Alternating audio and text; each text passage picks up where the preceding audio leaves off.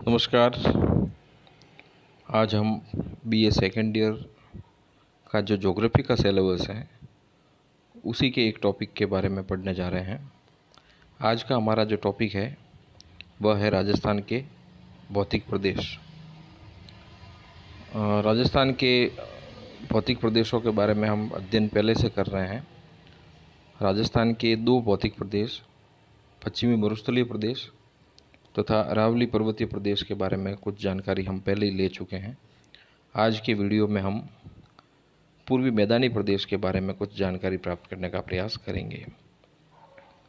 मानचित्र को देखें तो पूर्वी मैदानी प्रदेश की जो स्थिति है उसे ढंग से समझा जा सकेगा। अरावली पर्वतमाला के पूर्वी भाग में यह पूर्वी मैदानी प्रदेश स्थित है, जिसे इस तीर के माध्यम से यहाँ पे संकेत किया गया है। पूर्वी मैदानी प्रदेश के बारे में बात करें तो यह पूर्वी मैदानी प्रदेश राजस्थान के उत्तर पूर्व एवं दक्षिणी पूर्व के भागों में विस्तृत है। मुख्य रूप से भरतपुर, अलवर, धौलपुर, सवाई माधोपुर, जयपुर, टोंक, भीलवाड़ा एवं दक्षिणी राजस्थान में जो मध्य माही का बेसिन है, इस पूरे क्षेत्र में पूर्वी मैदानी प्रदेश का विस्तार पाया जाता है। राजस्थान राज्य के कुल क्षेत्रफल के 23.3% भूभाग पर पूर्वी मैदानी प्रदेश का विस्तार पाया जाता है। ये मैदान पश्चिम से पूर्व की तरफ 50 सेंटीमीटर की जो समवर्षा रेखा है उसके द्वारा अन्य भौतिक विभागों से विभाजित है। 50 सेंटीमीटर की समवर्षा रेखा इस पूर्वी मैदानी प्रदेश को पश्चिमी मरुस्थलीय प्रदेश से अलग करती है। मैदान की जो दक्षिणी पूर्वी सीमा है उसका निर्धारण विंध्य पठार के द्वारा किया जाता है। ये जो पूर्वी मैदानी प्रदेश है इसे यदि नदी बेसिन कहा जाए तो ये नामकरण अधिक उपयुक्त होगा, क्योंकि ये संपूर्ण प्रदेश विभिन्न नदियों का अपवाह क्षेत्र है। विभिन्न नदियों और उनकी सहायक नदियों के द्वारा काप मिट्टी के जमाव के द्वारा बना हुआ ये संपूर्ण मैदान है, जिसे हम पूर्वी मैदानी प्रदेश के नाम से जानते हैं। इस मैदान में मुख्यतः चंबल बेसिन, बनास बेसिन और माही बेसिन का विस्तार है, जहां इन तीनों ही मुख्य नदियों और उनके सहायक नदियों का अपवाह क्षेत्र पाया जाता है। पूर्वी मैदानी प्रदेश को इस मानचित्र में हम देखें तो इस प्रदेश को काट करके अलग से कटआउट के रूप में इसको यहाँ प्रदर्शित किया गया है, जहाँ पे इसकी वास्तविक स्थिति को देखा जा सकता है। और पूर्वी मैदानी प्रदेश के जो उप विभाजन है उनको भी आसानी से देख करके पहचाना जा सकता है इस मानचित्र के द्वारा। पूर्वी मैदानी प्रदेश को विभिन्न नदियों के अपवाह तंत्र के आधार पर 3 उप विभागों में बांटा जा सकता है। चंबल नदी और उसकी सहायक नदियों का जो बेसिन वाला प्रदेश है उसे चंबल बेसिन कहा जाता है। बनास और सहायक नदियों का जो क्षेत्र है उसे बनास बेसिन, और माही नदी का जो अपवाह क्षेत्र है दक्षिणी राजस्थान में उसे छप्पन मैदान या मध्य माही बेसिन के नाम से जाना जाता है। तो इस प्रकार पूर्वी मैदानी प्रदेश को 3 उप विभागों में बांटा जा सकता है। एक एक करके हम इनका अध्ययन करने का यहाँ प्रयास करते हैं। सबसे पहले हम बात करते हैं चंबल बेसिन की। चंबल बेसिन के अंतर्गत कोटा, सवाई माधोपुर, धौलपुर, करौली जिले का क्षेत्र सम्मिलित किया जाता है। कोटा का कुछ हिस्सा हाड़ौती के पठार में भी सम्मिलित किया जाता है। यह संपूर्ण क्षेत्र चंबल नदी का क्षेत्र है। चंबल नदी ने इस पूरे क्षेत्र को काट करके बीहड़ का रूप दे दिया है, जहाँ पर चंबल नदी के अपर्दन के कार्यों की वजह से संपूर्ण क्षेत्र में छोटी छोटी घाटियाँ और कुछ स्थानों पर मैदान दिखाई देते हैं। लगातार चंबल नदी और उसकी सहायक नदियों के कटाव की वजह से इस पूरे क्षेत्र में एक विशेष प्रकार की स्थलाकृति उभर करके सामने आई है, बन गई है, जिसे उत्खात स्थलाकृति अथवा अंग्रेजी में कहे तो बेडलैंड टोपोग्राफी के नाम से जाना जाता है।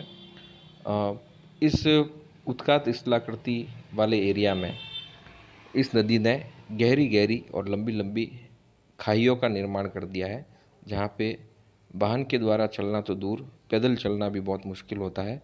और इस पूरे क्षेत्र को डाकुओं की शरण स्थली के नाम से जाना जाता है। इस वजह से ये बेड़ क्षेत्र पूरे भारत में मशहूर हो गया है।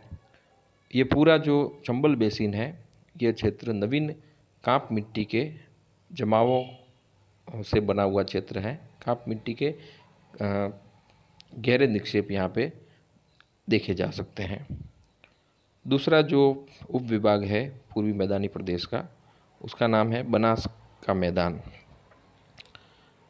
ये एक विस्तृत मैदान है जिसकी समुद्र तल से ऊंचाई 150 से लगाकर 300 मीटर तक है। इस बनास मैदान का जो ढाल है वो पूर्व दिशा की तरफ है। यह मैदान बनास नदी का प्रवाह क्षेत्र है।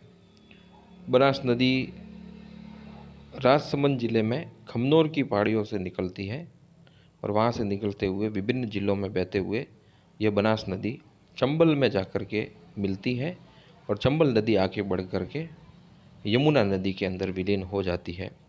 इस बनास नदी की जो मुख्य सहायक नदियाँ हैं उनके यदि हम नाम देखें तो बाया जो किनारा है इस नदी का, उस तरफ से इस बनास नदी में मिलने वाली जो सहायक नदियाँ हैं वो है कोठारी, सहोदरा, मानसी, बांडी, धूंध, मोरेल और कारेली नदी।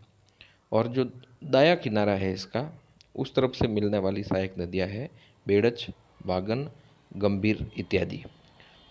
इन सभी नदियों का जल अपने साथ समेट करके ये बनास नदी आगे बढ़ती है, चंबल नदी में मिल जाती है और चंबल नदी आगे जा कर के यमुना नदी में अपना जल प्रवाहित करती है।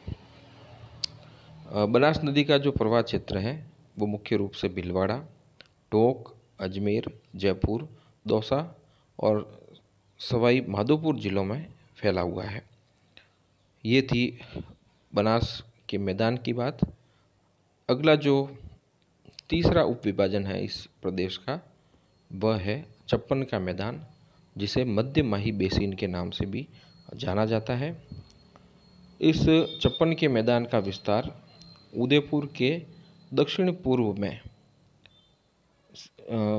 से लगा करके बांसवाड़ा, डूंगरपुर तथा चित्तौड़गढ़ जिले के दक्षिणी भाग तक है। यह क्षेत्र माही नदी का प्रवाह क्षेत्र है जो मध्य प्रदेश से निकलती है और मध्य प्रदेश से निकलने के बाद में राजस्थान में प्रवेश करते हुए यह चप्पन मैदान में बहती हुई गुजरात में प्रवेश करती है और आगे बढ़ कर के खंबात की खाड़ी में अपना जल प्रवाहित करती है। ये संपूर्ण प्रदेश अत्यधिक असमतल है तथा सर्वत्र छोटी छोटी पहाड़ियाँ इस पूरे क्षेत्र में पाई जाती है। पहाड़ियों के बीच में कहीं कहीं पर संकीर्ण घाटियाँ एवं कहीं पर विस्तृत समतल मैदान भी पाए जाते हैं। यह क्षेत्र माही नदी की सहायक नदियों द्वारा सिंचित क्षेत्र है। चप्पन मैदान का जो दक्षिणी क्षेत्र है वह गहरा एवं कटा-फटा है। यह क्षेत्र गहराई तक विच्छेदित होने के कारण तथा पहाड़ी भूभाग होने के कारण इसे स्थानीय भाषा में बागड़ के नाम से भी पुकारा जाता है। प्रतापगढ़ और बांसवाड़ा के बीच का जो भाग है वहाँ 56 ग्राम समूह स्थित है। 56 ग्राम समूह स्थित होने की वजह से इसे चप्पन का मैदान के नाम से भी जाना जाता है। तो मित्रों, ये थे इस पूर्वी मैदान के बारे में कुछ फैक्ट्स, इसके उप विभाग। अगले वीडियो में हम जो अंतिम हमारा बचा हुआ उप विभाजन है दक्षिणी पूर्वी पठार, उसके बारे में बात करेंगे। धन्यवाद।